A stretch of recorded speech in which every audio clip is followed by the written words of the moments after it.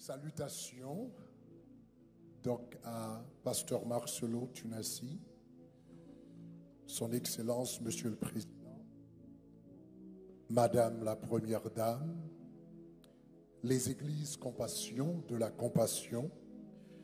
Je vous apporte les salutations de la famille Shekinah, Tabernacle de Gloire, du corps de Christ en Haïti et de toute la nation haïtienne d'une façon générale.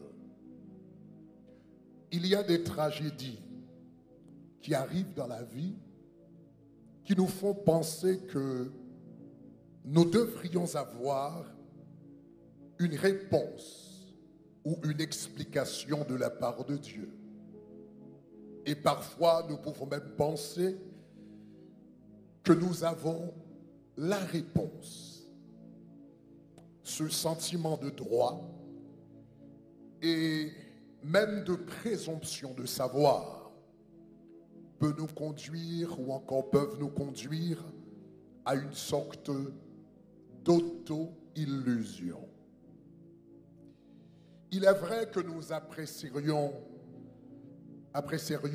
à avoir une réponse de la volonté de Dieu. Ce serait très apprécié d'avoir une réponse de la part de Dieu en cas de crise ou en temps de crise. Mais les réponses, ce n'est pas vraiment ce qu'il nous faut dans les moments de crise. Il nous faut quelque chose d'autre. Et ce dont nous avons besoin, nous le trouvons dans l'histoire de Job. Donc ce matin, rapidement, en guise de prédication, je voudrais vous lire quelques passages du livre de Job, quelques textes du livre de Job qui pourront vous encourager en ce moment difficile. Donc tout d'abord, je vous mets dans le contexte. Job, c'était un homme qui vivait dans un pays en Orient. La Bible dit que c'était un homme intègre qui craignait Dieu et qui se détournait du mal. Le texte, la Bible dit, il avait 7 fils et 3 filles. Il possédait 7000 brebis, 3000 chameaux, 5000 paires de bœufs, 500 ânesses et un très grand nombre de serviteurs. Donc, en d'autres termes, ce texte décrit l'intégrité de Job. Il craignait Dieu. Ce texte décrit sa famille. Il avait 7 fils et 3 filles. Le texte décrit sa richesse. Il possédait 7000 brebis, 3000 chameaux et des paires de bœufs, etc. Et également sa réputation. Cet homme était le plus considérable des fils de l'Orient. Mais un jour, alors qu'il vivait très bien chez lui, soudainement, donc cet homme a dû faire face à plusieurs malheurs en même temps. D'un coup, premièrement, il a perdu sa richesse. D'un seul coup, il a perdu ses bœufs. Pendant qu'il était à la maison, un serviteur est venu lui dire, les bœufs labouraient et les ânesses paissaient à côté d'eux, et les Sabéens se sont jetés dessus, et ils ont enlevé les bœufs, et ils ont passé les serviteurs au fil de l'épée, et je me suis échappé moi seul pour t'en apporter la nouvelle. Pendant que cet homme parlait, un autre est venu lui dire, le feu de Dieu est tombé du ciel et a embrasé tes brebis et tes serviteurs et les a consumés, et je me suis échappé moi seul pour t'en apporter la nouvelle. Pendant que cet homme parlait, un troisième est venu pour lui dire, des Chaldéens formés en bande de 3 se sont jetés sur les chameaux, ils les ont enlevés et ils ont passé les serviteurs au fil de l'épée, et je me suis échappé moi seul, pourtant, n'apporter la nouvelle. Donc Job s'est dit en lui-même, j'ai perdu toute ma richesse en un seul jour, mais au moins j'ai ma famille. Il n'avait pas encore fini de parler quand un homme est venu pour lui dire, voici un grand vent est venu de l'autre côté du désert et a frappé les 4 coins de la maison et elle s'est écroulée sur les jeunes gens. Ils sont tous morts. Et je me suis échappé pour t'en apporter la nouvelle. En un seul jour, cet homme a perdu sa richesse, ses serviteurs, sa maison et sa famille. La première réaction de Job, la première réaction de Job, c'était de dire que l'Éternel a ôté et l'Éternel a donné, que le nom de l'Éternel soit béni. Mais ça, c'était la première réaction. Job en a eu d'autres après celle-ci qui n'étaient pas aussi positives. Job a eu une deuxième réaction dans Job chapitre 3, quand la frustration a commencé à s'installer dans sa vie. Les amis n'étaient plus là, les parents n'étaient plus là, et il était tout seul chez lui. Et la frustration a commencé à s'installer en lui. Il a dit dans Job chapitre 3, verset 3, « Périsse le jour où je suis né. Et la nuit qui dit, un enfant mâle est conçu. » Job était tellement frustré qu'il est même arrivé à dire, « Pourquoi ne suis-je pas mort dans le ventre de ma mère? Et pourquoi n'ai-je pas expiré aux sorties des entrailles? » Donc, Job, à un moment, était peut-être même devenu un peu suicidaire. C'était sa deuxième réaction. Et la troisième réaction de Job, que nous trouvons dans Job chapitre 31, c'est qu'il a traduit Dieu en tribunal. Il a dit, après un temps, il a dit, mais c'est pas correct, c'est pas juste. Donc, Job chapitre 31, verset 1er, Job dit, j'avais fait un pacte avec mes yeux que je n'aurais pas arrêté mes regards sur une vierge. Généralement, quand des hommes ont du succès, quand ils sont prospères économiquement, ils ont tendance à utiliser leur richesse pour, je ne sais pas, pour se procurer de dizaines et dizaines et peut-être centaines de femmes comme Salomon. Mais Job a dit, moi, j'étais prospère, j'avais de l'argent, j'étais le plus considérable des fils de l'Orient, mais je n'ai jamais commis d'adultère. Je n'ai jamais commis de fornication. J'avais même fait un pacte, une alliance avec mes yeux que je n'arrêterai pas même mes regards sur une vierge. Et Job continue dans Job 31, verset 2. Mais quelle part Dieu m'a réservé d'en haut? Quel héritage le Tout-Puissant m'a envoyé des cieux? Job continue pour dire, la ruine n'est-elle pas pour le méchant et le malheur pour ceux qui commettent l'iniquité? Donc Job a dit, je suis confus, je ne comprends pas. J'ai mené une vie de droiture, j'ai mené une vie d'intégrité, j'ai mené une vie d'obéissance, mais quel héritage le Seigneur m'a réservé d'en haut? C'est qu'il a pris toute ma famille dans un seul jour. Est-ce que ça, c'est l'héritage des serviteurs de Dieu?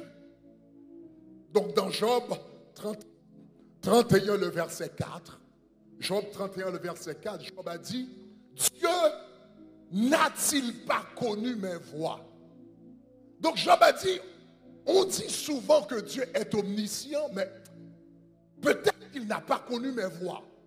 Peut-être qu'il n'est pas au courant de ma droiture, de mon intégrité et de mon obéissance. Il dit, n'a-t-il pas compté tous mes pas? Et il continue au verset 5 pour dire, si j'ai marché dans le mensonge, si mon pied a couru vers la fraude, que Dieu me pèse dans des balances justes. Et il reconnaîtra mon intégrité. Que Dieu me pèse dans des balances justes. Job a dit, Seigneur, il y a un problème. Ta balance ne fonctionne pas. Tu as une balance déséquilibrée. Tu as une balance mal ajustée. Que le Seigneur me pèse sur des balances justes. Ta balance n'est pas juste. Alors tu reconnaîtras mon intégrité. Le Seigneur a laissé parler Job.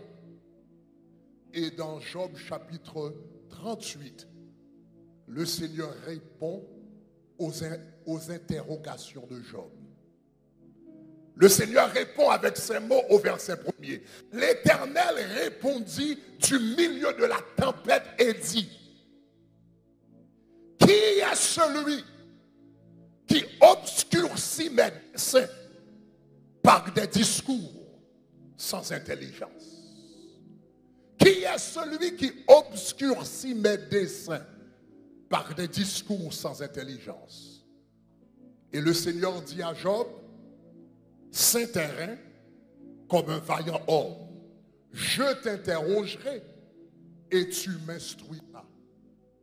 Job dit, puisque tu as dit, je ne connais pas tes voies, puisque tu as dit, ma balance n'est pas juste, donc cela veut dire, Job, tu sais mieux que moi.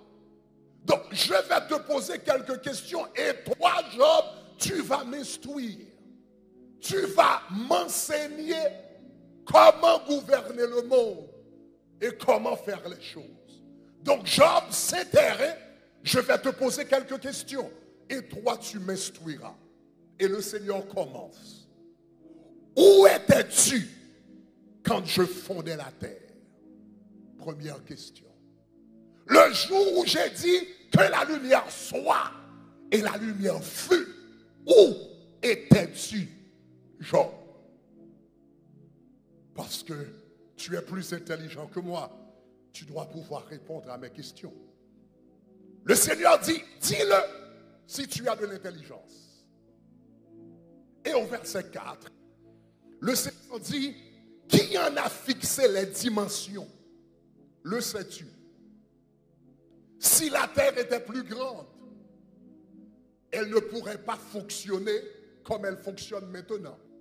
Si la terre était plus petite, elle ne pourrait pas fonctionner comme elle fonctionne maintenant. La vie humaine ne serait pas possible si la terre était plus petite ou plus grande. Donc Dieu a dit à Job, qui a fait les travaux mathématiques, physiques, astrophysiques pour pouvoir déterminer les dimensions de la terre? Job, réponds-moi. Le Seigneur a dit à Job, sur quoi ces bases sont-elles appuyées? La terre, c'est comme une balle au milieu de l'espace. Il n'y a pas de colonne, il n'y a pas de pilier, il n'y a pas de poteau. Et pourtant, la terre continue à fonctionner au milieu de l'espace sans aucune base. Job, explique-moi ce mystère. Donc, le Seigneur a dit à Job, qui a fermé la mer avec des portes quand elle s'élança du sein maternel? Quand tu es au bord de la plage, tu vois les vagues de la mer venir avec toute leur force, leur arrogance. Mais quand il arrive au bord de la mer, soudainement, eh bien, les vagues s'abattent soudainement leur force se diminue et elles font du recul. C'est qu'il y a une porte. Le Seigneur a dit, comment ai-je fait pour mettre ces portes? Donc le Seigneur a posé à Job à peu près une 60aine de questions. Parce que Job, tu es plus intelligent que moi, tu dois répondre à ces questions. Comment Job a répondu? Donc, dans Job chapitre 40, Job 38 et 39, le Seigneur a posé des questions. Dans Job chapitre 40, la Bible dit, l'Éternel dit au verset 6 à Job du milieu de la tempête, c'est terrain comme un vaillant homme. Le Seigneur a dit plutôt, à Job, chapitre 40, verset 1er, est-ce que Job, celui qui dispute, Job 40, verset 2, le Seigneur a dit, celui qui dispute contre le Tout-Puissant, est-il convaincu? Celui qui conteste avec Dieu, a-t-il une réplique à faire? Et Job répondit au verset 3, voici, je suis trop peu de choses, que répliquerai-je? Job dit, je mets la main sur la bouche, j'ai parlé une fois, je ne répondrai plus. 2 fois et je n'ajoute rien. Et le Seigneur continue au chapitre 40 et 41 à poser d'autres questions à Job. Et Job encore a réagi. Job a finalement dit, je reconnais que tu peux tout et que rien ne s'oppose à tes pensées. Oui, j'ai parlé sans les comprendre de merveilles qui me dépassent et que je ne conçois pas. Et Job dit, c'est pourquoi je me condamne et je me repens sur la poussière et sur la cendre. Donc c'est très intéressant que Job passait par un moment de crise. À un moment, il a dit à Dieu que « Seigneur, tu es injuste, tu n'as pas connu mon intégrité. » Mais le Seigneur lui a posé des questions pour lui faire comprendre qu'il n'est pas aussi intelligent qu'il le pensait. Le Seigneur lui a posé des questions pour lui faire comprendre que je suis souverain. Et le Seigneur est même arrivé. Le Seigneur a même dit à Job, de qui suis-je le débiteur? Je le paierai. En d'autres termes, Dieu voulait dire à Job, je suis souverain. Je fais tout ce que je veux, où je veux, aussi longtemps que je veux, avec qui que je veux, et je n'ai à rendre compte à personne, parce que je suis Dieu. Donc Job s'est dit, tu es le Tout-Puissant, et tu fais ce que tu veux. Donc Job a reconnu la souveraineté de Dieu. Job voulait des réponses, mais le Seigneur ne lui a pas donné des réponses. Il a posé des questions, mais le Seigneur a refusé de répondre aux questions. Mais si le Seigneur ne lui a pas donné de réponse, qu'est-ce que le Seigneur lui a donné? Puisqu'il n'a pas répondu à ces questions, qu'est-ce qu'il lui a donné? Job nous dit, mon oreille avait entendu parler de toi, mais maintenant, mon œil t'a vu. Dans mon intégrité, mon oreille avait entendu parler de toi. Dans ma droiture, mon oreille avait entendu parler de toi. Dans ma vie d'obéissance, mon oreille avait entendu parler de toi. Mais dans cette crise, dans cette épreuve, dans cette difficulté, mes yeux t'ont vu. En d'autres termes, Dieu s'est approché de lui au milieu de la crise. Dans les moments difficiles, souvent nous demandons à Dieu de nous donner des réponses. Le Seigneur ne nous donne pas de réponse, mais il nous donne sa présence. Donc, aujourd'hui, Mon ami pasteur Marcelon, ce que le Seigneur te donne, c'est sa présence. La famille Tunasi, ce qu'il vous donne, c'est sa présence. La famille Kandolo, ce qu'il vous donne, c'est sa présence. Les églises Compassion, ce qu'il vous donne, c'est sa présence. Le corps du Christ à RDC, ce qu'il vous donne, c'est sa présence. Et si vous avez la présence, vous avez tout ce qu'il vous faut. Que le Seigneur vous bénisse. Vous bénisse, soyez au nom de Dieu.